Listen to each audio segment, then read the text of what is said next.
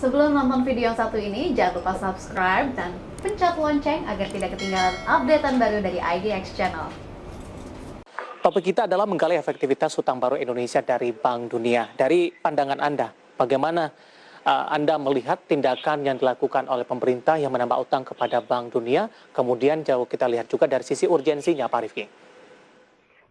Jadi mungkin saya coba jawab dari aspek pembiayaan utang, terutama dari sumbernya. Memang kita lihat bahwa kondisi belakangan ini kita butuh pembiayaan yang relatif cukup besar. Kita lihat bahwa sejauh ini kondisi kesehatan kita belakangan mulai memburuk. Jadi ini memang salah satu pertanda bahwa kita harus memperbaiki lagi kondisi dalam negeri.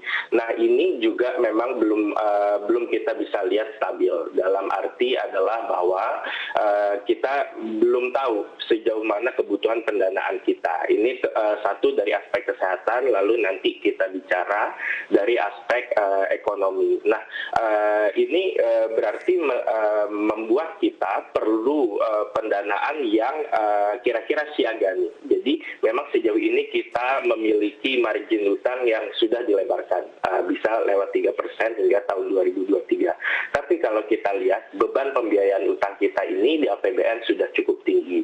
Jadi ketimbang menerbitkan utang melalui instrumen normal seperti SUN atau SBN yang relatif mahal yieldnya, saya rasa memang soft loan dari Bank Dunia ini adalah alternatif yang ideal di saat kondisi krisis seperti ini.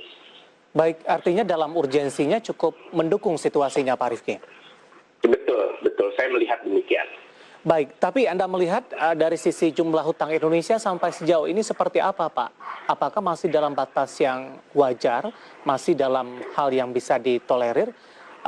Anda juga sempat singgung tadi dari sisi APBN juga masih cukup kondusif, Pak Rifki. Pertama, saya ingin bahas dari aspek fiscal space atau ruang fiskal Indonesia. Ini memang tidak jauh berbeda dengan kebanyakan negara maju yang bahkan di kondisi normal, tidak pandemi saja, ruang fiskalnya relatif terbatas.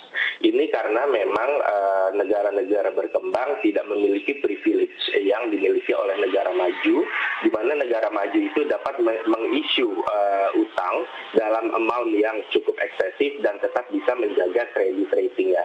Nah, ini adalah hal-hal yang sulit dilakukan oleh negara berkembang. Sehingga kalau rasio utangnya tiba-tiba loncat atau tiba-tiba melonjak drastis, ini biaya servicing utangnya itu akan meningkat drastis. Negara maju tidak mengalami hal demikian. Nah, jadi menjaga utang agar tetap prudent itu menjadi penting. Sejauh ini Indonesia dibandingkan dengan negara berkembang lainnya relatif prudent. Kita bahkan sebelum pandemi mampu menjaga defisit kita di level yang manageable, dan di saat pandemi kita pun masih dalam kondisi yang relatif manageable. Kita belum mengalami penurunan rating sovereign bonds kita, yang menandakan adalah bahwa perceived risk dari investor ini masih melihat Indonesia ini masih mampu mengelola hutang dengan baik di saat banyak negara-negara lain yang sudah mengalami downgrade dari surat utangnya selama masa pandemi. Jadi saya rasa ini masih kondusif, ditambah dengan loan yang diberikan oleh World Bank ini berbeda dengan loan konvensional. Jadi saya rasa sejauh ini kita masih dalam tahap yang bisa dikatakan aman. Baik.